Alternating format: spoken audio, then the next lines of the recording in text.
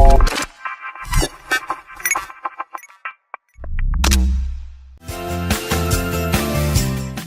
many times did you think that you knew the answer to only discover that you didn't even know the right question?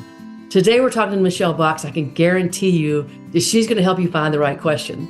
So my name is Sherry Wynn, two-time Olympian, national championship basketball coach, award-winning speaker and author. And this is the podcast, Olympic Minds, Leadership Beyond Limits. This is a podcast for the people who want to move beyond their limitations, who want to go beyond mediocrity into mastery, and who want to find something beyond success and live in significance. So Michelle is a podcaster. She's a jack of all trades. This is what I love. She's a writer. And this is the thing. She's a psychic. So everybody's like, da-da-da. That's how she calls herself. I'm just telling what she calls herself, right? She's a consultant and she really helps businesses move beyond. So I'm gonna let Michelle tell you a little bit more about herself, and then we're gonna jump into some really great questions. Yeah, absolutely. So first of all, my name is Michelle Boxx, and so I do personal and business development, but I do it through a few tools. I do it through a little bit of neuroscience, a little bit of intuitive skills as well. So the term psychic, I don't necessarily do it as traditionally as a lot of people would think of a psychic. I do it more from the sense of trying to get personal results or business development results, just basically using intuitive skill sets to be able to tune into what might be blocking people from moving forward in their personal or business lives, to strategize, and to also use my previous background. I used to be in politics as a political campaign manager and media as well. And so using that along with my skill set in scaling businesses too. I've helped scale businesses to multiple 6 figures and one to multiple 7. So I just help people kind of get their businesses off the ground and get started using this intuitive skill set with a mix of strategy. And of course, like I said, working on those personal development blocks and everything as well. So let's talk about intuitive. So a lot of people go, oh, what does that mean? Like, what? Intuitive. It seems like something that only certain people have, and I don't believe that. I think we all have an intuitive skill. I agree with you. We just tend to shut it down or turn it off, or we don't believe in it. So when you say intuitive, so how do you hone those skills so that you can use them? I look at it almost as an expansion of the 5 senses. I've taught multiple people to use their own intuitive skills. I agree with you. I think the majority of people, maybe even everyone, right? Maybe we just all shut it down a little bit, but I think most people can do it. And it's up to them how far they want to cultivate it. So I think of it as an expansion of the 5 senses. So what I tell people is when you're trying to tune into a situation, as I call it, if you're trying to think of a specific scenario, then thinking, okay, what am I sensing about the situation? What do I feel I know for sure? What do I think I might know? And then also, what am I sensing, feeling, seeing, experiencing? And then as you kind of tune into all of that, you can start to get some information from there. And that's just how you start to open it up over time. Yeah, I think that most people don't work with it, right? So number one, they don't acknowledge it. Like, oh, that's just whatever, foo-foo or whatever they want to call it, right? And then they don't know how to access it. Like, you might have an intuitive sense that something's off, for example, but that's it. That's as far as you go with it. You don't go further. I know that I was one of those people early on in my life. I'm like, that's such a bunch of crap. I don't know why people talk about it. Then, Same here. Then I developed chronic pain, and I went to 17 different medical professionals, had every test known to mankind. They're like, we don't know. So I went to Eastern medicine, and I ended up with these people. And so the first couple of times I went, I'm like, this is the stupidest thing I've ever heard of. Like, I can't even believe, like, they're telling me that it's not just physical pain, it's emotional pain, it's spiritual pain, it's mental pain. I'm like, that's just the stupidest thing I've ever heard. But having said that, they freaked me out by the stuff that they knew, and they didn't have access to that medical record. For example, a guy comes by one time and he goes, oh, I mean, he's not touching me. I've not told anybody in any therapist there that I had broken a toe once. And he just looked at me and goes, oh, you broke that toe on your right foot, your big toe. And I went, like, how do you know? And I'm like, what? And I go, well, actually they told me they didn't break it. He goes, oh, but they did. You did. And he goes, it's right here. And he went down and he pushed on that bone, and I screamed. He's like, yeah, it didn't heal right. Like, holy cow. So that was the moment I was like, okay, there's something to this. Like, there's definitely something to this. So I think that people, if they don't work on it and they haven't experienced that, like, there's no way. There was just absolutely no other way that could have happened, right? So how did you hone your skill? How did you start honing your skill Michelle, so that you're able to use that to help your clients get to higher levels? Well, first of all, I started out on the business development consulting side, and I felt like there was some sort of missing link that I wasn't getting. Like, why was it that certain entrepreneurs, I felt like I was really helping them thrive, and I could apply, a very similar formula to, another business, really understand like the nuts and bolts of everything. And then yet I couldn't quite break through with that entrepreneur. I couldn't quite help them get to similar levels. And I felt like there was something I was missing. And then I went down kind of my own rabbit trail, if you will, of just kind of looking into different options, and stumbled on getting a few intuitive readings myself, just online via an app. Mm-hmm. And from that, kind of had a similar experience to you. There's just things that they knew. That I'm like, how did you know that? Or things that they would just say, like, oh, this is probably likely to happen. And then it would happen. And so I would get really perplexed. Because like you, I was also a skeptic. I didn't necessarily believe in it either. And eventually, down the line, I started to think, well, this is getting kind of expensive, and I'm also very interested in this.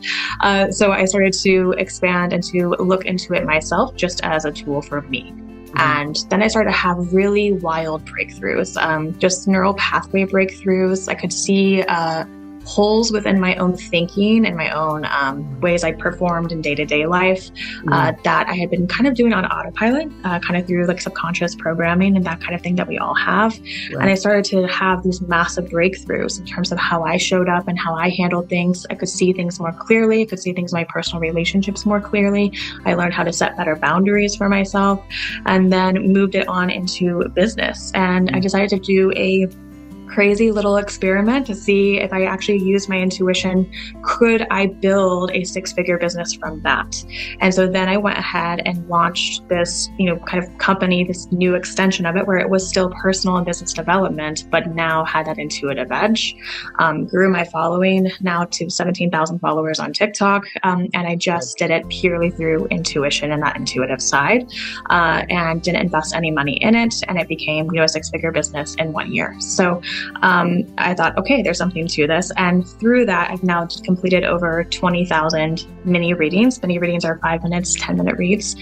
So now I've completed 20,000 in 3 years. Wow. So yes. So through that, like you said, there's been a lot of things with clients. I have a lot of repeat clients, and, just consistently calling things or seeing things that maybe they couldn't see themselves. But then also all of those reads start out as cold reads. I know nothing about the person. I don't know any details. They'll ask me one question, or sometimes they'll even say, whatever comes up for me, just tell me what you see.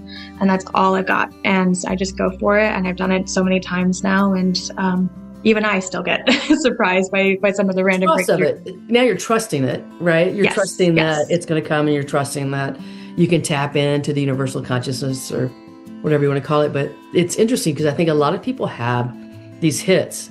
I do believe a lot of people, but they, for example, when I was a basketball coach, I would just get this knowing you need to sub in so-and-so, or you need to change your defense, or you need to change your offense, or you need to, like, it wasn't scripted. It was just like a hit. And when I did it, it was almost always right. I mean, and when I didn't do it, it's like, oh, you didn't listen to this, voice that was telling you what to do. If you just listened, you probably would have won. And even if it didn't make sense, I just started trusting it. It's like, well, okay, but this player's been playing horribly and whatever. And they're like, just put her in. Okay, put her in, Carrie, you're going in. Like, and then they're going in like nail 3 threes or something. It's like, so I think that there is, I think if you're a great athlete, I think you have this intuitive space in you that people call moxie, or they're playing in the zone. But I think if you're a really great athlete, you just know, like you start to move before the ball gets there if you're a baseball player, right? Or if you're a basketball player, you put the pass where somebody's gonna be, and they haven't even moved yet, right? You start doing those things. So I think it's out there. It's just that people haven't trusted it, or they won't name it, or they're afraid to name it. And then they miss, like they don't get, like you're helping clients through this ability to understand them at a deeper level than they know themselves. Mm-hmm. Right. And I think even sometimes it's just helpful to have someone confirm what you're already sensing, but haven't been able to put into words.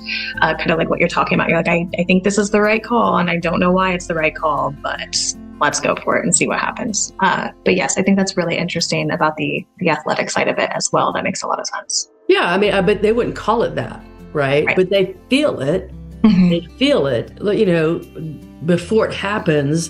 And and then not everybody, not every player that I coached had it, right? Not everybody had it. I think they just hadn't developed it.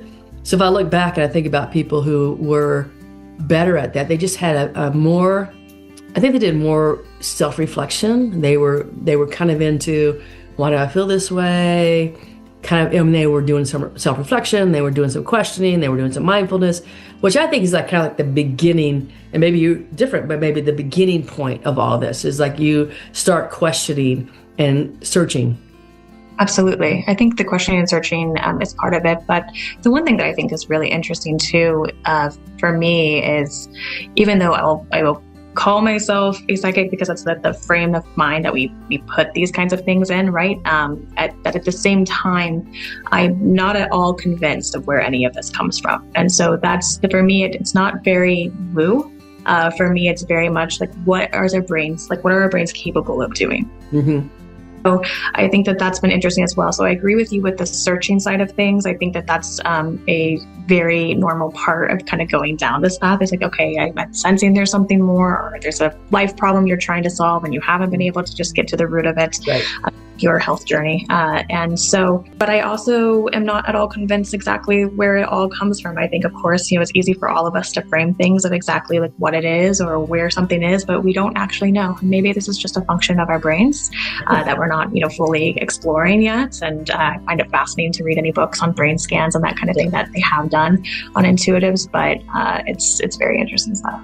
I do think some people are born with more of a capacity than others, right? So some people are born with this capacity, or some people have had a traumatic experience that moves them into that thing. And then I've seen others like you who just said, I just want to learn more about this. I just want to open my mind to the possibility that exists and that I can learn to do more of this. And so I think there's different ways to kind of get into to access it, to be accessible to you. But it is accessible to everybody. I think just when I coach a client, my first thing is I want them to know themselves. And probably like I know, there's not a lot of people who really know themselves. Self-deception is very real, right? I think we all have self-deception. I think, learning the self-awareness, and also how even if you intend for your actions to not hurt or affect someone negatively, that it still can. And there's just so many layers to it, right? And so I think we all like to also be the heroes of our own story. Yes. Yes. Either the heroes or the villains. Yes. I think that there are people who will let themselves be the villain because in their mind, they play to guilt because guilt feels good to them. Okay. Yes. Like that victimization side of things. Mm-hmm. Yes. Mm-hmm. Makes sense. But we do create our own stories, right? I mean, it's crazy the stories that we create in our mind. And then those stories, once we create them, they're not just a story anymore. Mm-hmm. It's our reality, right? So yeah, it's so interesting. And I also, to go back to this real quick, really love what you said about people have different capacity for it. I think of it a lot, explain it a lot to people like athletic ability. I think some people are, innately born with a bit more athletic ability than others. Mm-hmm. And it's just about cultivating and developing and everything from there too. So. Absolutely. I think that there's people who, I used to think that, just certain people were born to be artists. And then I learned that people could learn to be an artist. And I think that same thing about people who were, singers and people who played musical instruments. Certainly there's certain people who gravitate easier to that, but there's other people who just learned it through repetition and through practice and through the open-mindedness that they could do it. Because if you don't think you could do it, there's no possibility of getting there, right? So if you have a client, and what kind of questions do you ask them to help them start, unlocking maybe some of the things that they know, but they don't know they know? Well, and it's interesting because I don't typically ask my clients a lot of questions, at least not initially. Instead, a lot of what I'm doing is I'm letting them ask me questions and saying, hey, why is this happening? And a lot of times the starting point for a lot of my clients is some sort of pain point. So if they're coming to me in regards to, love relationships, why isn't this person showing up as certain? Does this person care about me? And working through things in that direction, right? So we're able to say, hey, here's the layers of what's happening there on this person's side. And then also here are the layers that are happening on your side, that where these boundaries don't exist and where these kinds of things are. And I make it really clear that everyone's emotional world is their emotional world. I'm not there to push this onto anyone. I'm just telling people what I'm personally seeing or what I'm experiencing while tuning into it. And then from there, we go ahead and, continue to process over time. A lot of my sessions, like I said, are mini sessions. I do 60-minute ones as well, but a lot of them are those 5 to 10-minute hits. And so that's what really helps with that neural pathway rewiring over time is we're working through these same issues. Maybe they're asking the same questions over and over again, right? But each time there's the progress, and each time we're slowly working on their side of things as well to help them develop their own either resilience or healing or breakthroughs in regards to business, whatever it might be. I think it's important what you just said. They ask the same question over and over again because it hasn't yet happened, right? Mm-hmm. And so it's a movement. You might have experienced a small movement, but it hasn't moved the needle to where you want it to go. And so a lot of times it explains to me like it's like peeling off the layer of an onion.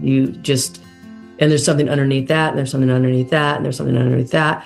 And certainly I think that there's, our lifetime of experiences, but then, we also take on stuff from our family. Oh, right? We take on, and it's not, I think it's interesting to me because now at this point in my lifetime when I am able to look at my parents differently. So I think we go through a period of, number one, we adore them, we put them on pedestals, and then we start the judgment phase for a while. And then we get to the place where we can remove ourselves from our parents, and then we start with the curiosity phase, like, that's interesting they say that or do that or whatever. So now I sit in curiosity and I listen to them, I'm like, oh my gosh, that's why I do that.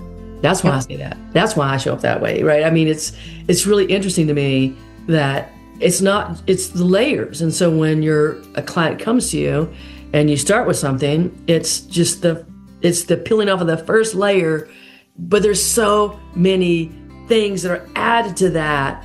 And if you can get to that final, I mean, it doesn't have to go all the way to the bottom either. I don't think so. Maybe you do. It doesn't have to get to the very, very, very, very, very, very, very, very, very beginning of the root cause. It just has to get through enough of them that they're like, okay, I'm done with it. Is that what you found? I mean, it kind of varies on the client, but I love how you explained it. There is a lot of us like going all the way back, right? Like all of a sudden, like, okay, wait, there's like, and I don't always have to name the event that happened, but let's figure out the subconscious belief behind this. Let's figure that level out. So yeah, I'm really, really big about the subconscious reprogramming. I don't believe our lives are truly our own if we haven't done the true work to understand our subconscious minds and decisions that we default into making. And so that's a big part of my work is helping people break through those layers. So yes, peeling back each layer.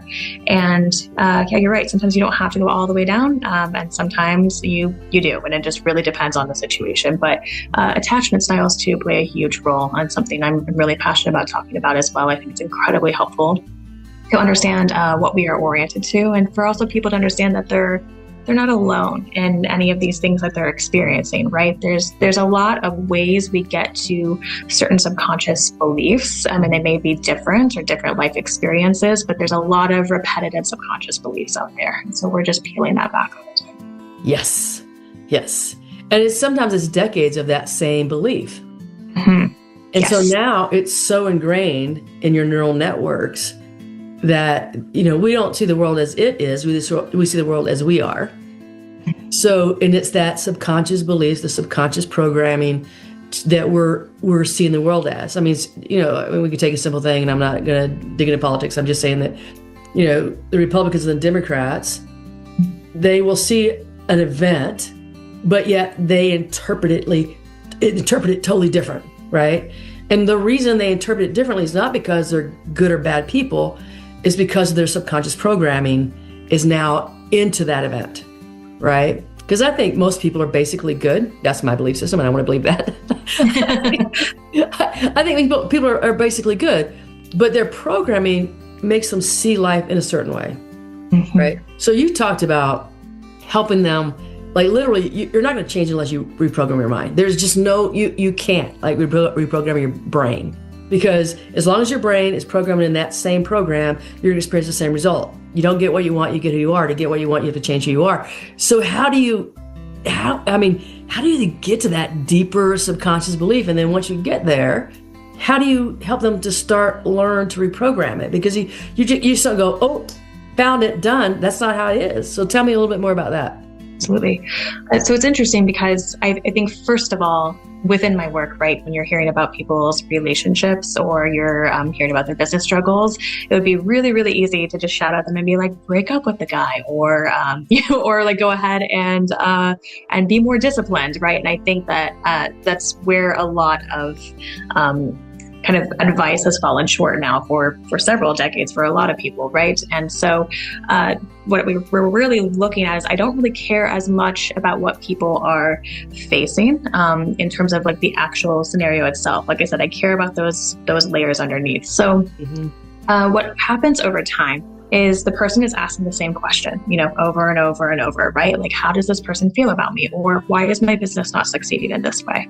And so we keep on peeling back those layers. And what happens as we do that is, one, I deeply believe in the power of empathy and meeting people exactly where they're at. And that means with a lot of love and grace and patience, and like however long we need to harp on the same topic, we will harp on it. Right. But each time, let's get a little bit deeper. Each time, let's talk a little bit more. Let's start to notice, how we're being treated, and would boundaries serve us better? What would feel better? Because clearly you're not happy if you're focusing on these issues. Like, how can we feel better? How can we feel more, like, what would be a better emotion? What are our value systems? What kind of emotions do we want to live our lives by? And so we just start to talk about those things over time. And it's all, frankly, really slow. I feel like a lot of my clients, some of these changes, it's like 3 months, 6 months, 9 months. But what's been really incredible is when the breakthrough for them kind of happens, it's all of a sudden like it just clicks into place, which I don't know if that's a neural pathway or what exactly it is in that moment. But when it finally clicks, it's amazing the change that has transformed them. It's like all of a sudden they can let go of that relationship. All of a sudden they can move forward in their businesses. So a lot of it is just kind of through these mini reads, we're slowly building a new neural pathway over time. And then the other thing too is I really am a big fan of subliminals. So there's so many great ones on YouTube, and being able to listen to those at night to kind of, rewire their neural pathway on whatever topic we're working on as well. I love that. The subliminal, messages that you don't even know they're coming. You can go to sleep with that going on, and then you wake up you don't really wake up a different person, but you do. I mean, everything that you're doing to change, the old you is evolving a new you. And it's not there may be some people who just do it like that. I know my transformation took a long time, a very long time. And I still work on stuff. I mean, it's not, I don't think that we're ever done in this lifetime. I think when we're done this lifetime, we're done with this lifetime, right? We're literally like, okay, see you, we're done, bye. We're going to go, whatever that next level is, we're done here. But I think for me, Michelle, it's about, they literally have to get to it. What is the belief? And I think this is what you're saying. What is the belief that is causing them to experience what they're experiencing? And once they find that belief, they've got to be willing to change that belief, but for me, it came even deeper. And so the depth of that was kind of like we were talking earlier about, these people who could read my body or read whatever was going on and they were like, hey, this is what's going on in your body. And I'm like, how do you know this? This is crazy. They're crazy. They're witches. They're whatever. And then trusting that was literally something that people could do. Like, I had to get to the place of trusting that, because the first time I went in, I was like, this is the stupidest thing I've ever heard. Like, it's just dumb. And then when I experienced again and again the knowledge they had about me that they didn't know. I mean, there's no possible way. It wasn't written down anywhere. It wasn't like in my charts. It wasn't exchanged information. Nobody had asked me about it. And they would go, oh, you broke your nose. Yes, I did.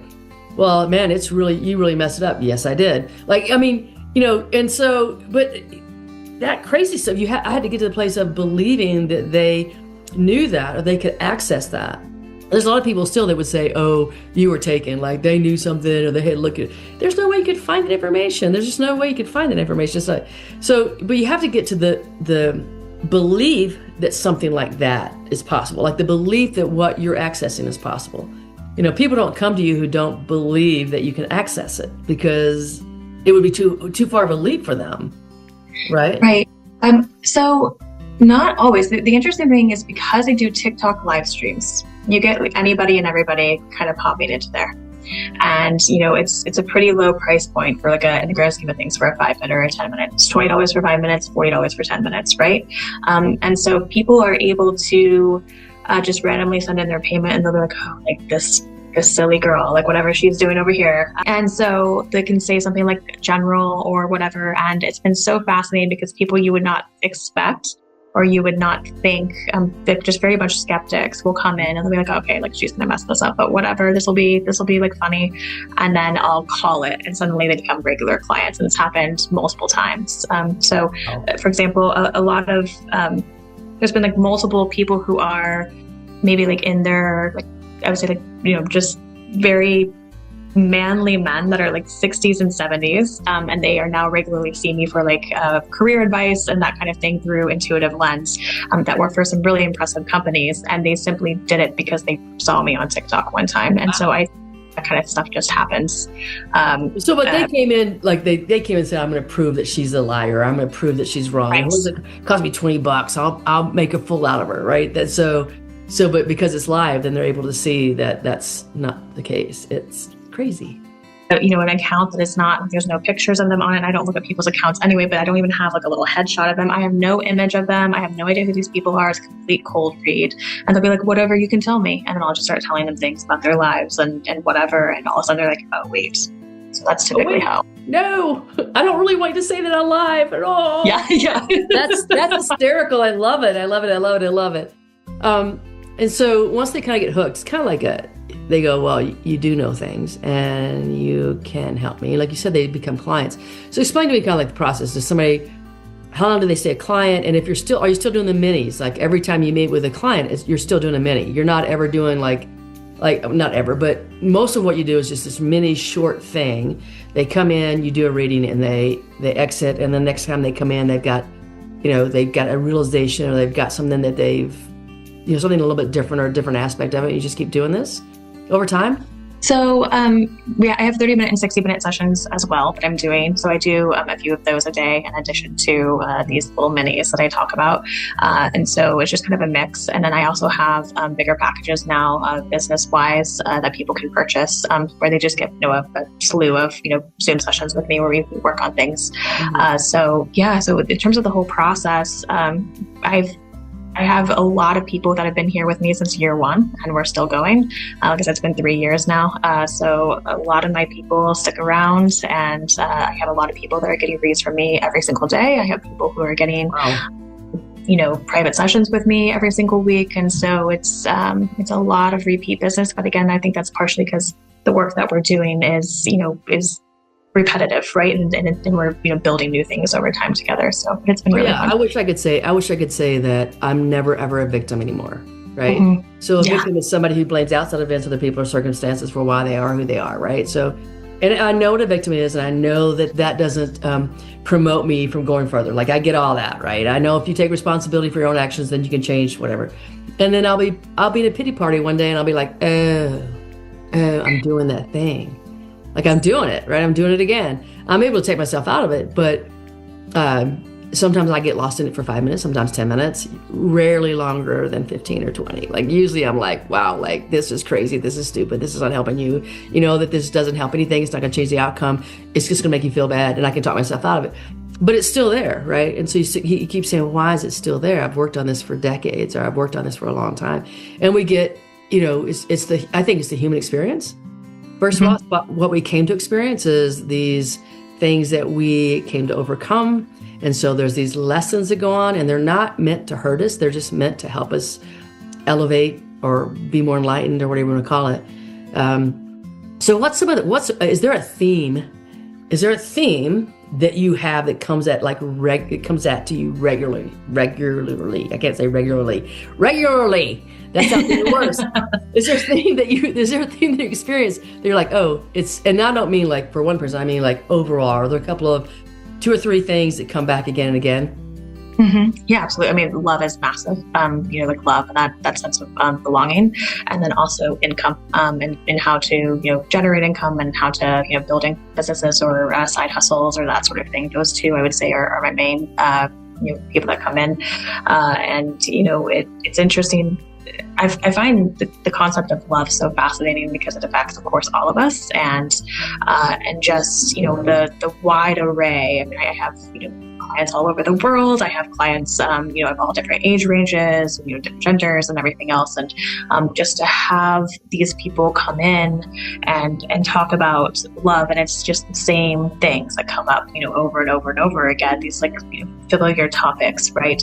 And it is truly so fascinating to see how it affects all of us, and that no one ever outgrows this this core human need, right? So, yeah, nobody outgrows. I mean, there are topics. One of the topics that I get as a coach is this lack of self-worth, this unworthiness theme. That seems to come through a lot of my clients that I deal with, right? And it's just, and they don't know. Some of them don't know.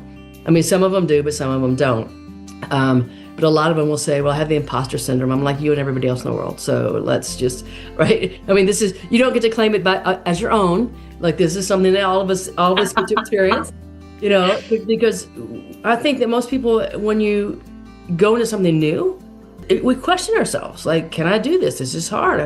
I think I'm faking it. I don't think people are going to figure out that I don't know what I'm doing. I mean, I think this is a common theme, but a lot of people at their base just don't think that they're good enough. They just don't believe that. And maybe that affects their ability to love. I would think that it would affect your ability to love. So when I think about that, I think about my mom. So my mom is my greatest mentor. She's my greatest teacher, because I have to remind myself of that. It's not what she did to me, it's what she did for me, right? I have to remind myself of that daily. But I think about what she thinks love is, right, versus what I think love is. And so for her, it's about me validating her. That would be what she would term love. And so she's never felt love because she's always looking for it to be external rather than internal. Do you find that's a common thing for people? Well, I think it's not just the ability to give love, it's the ability to receive love. And to hold love, and to hold, like you said, your sense of self, and not have it be so malleable. And I think that many people, I think, struggle with that.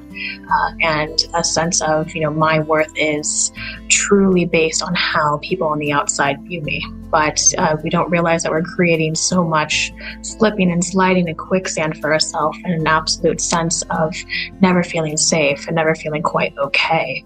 And so we can get so triggered within our relationships, and we can get so, any of them, right? Romantic or otherwise. And so I think that sense of getting triggered is very real. And sometimes we like to blame it on the other person and say, well, if you just showed up this way, or if you just gave me this, or if you just did this. And what we're not understanding is that a human being is a moving, breathing thing. A relationship, because it involves two human beings, is a moving, breathing thing as well. Like a living thing, it's moving constantly, it ebbs and flows. And so if your emotions and your sense of self and your sense of worth and love is only dependent on which way something moves, then you are always going to be moving with it. And that's going to feel like you don't have control over your own life and over your own sense of self. And that becomes incredibly precarious. So, yes. Yeah, that's a really tough place to be, right? And I think a lot of people don't know self-love and don't understand that to know love, you have to love yourself first. And then you're not looking for anything from anybody. You're just now experiencing, you're just now sharing. And then you don't get mad at them for doing things because you're not dependent on them to make you happy. You're not looking at them to fulfill any part of you. You're just experiencing kind of alongside. It doesn't mean you're not experiencing together, but you're not dependent on that person to, you said this, now you don't love me, or you said this, you hurt my feelings, or you said this. It's like, why? But that's the process for me, is about self-love. When you get to self-love, then everything else is easy to navigate.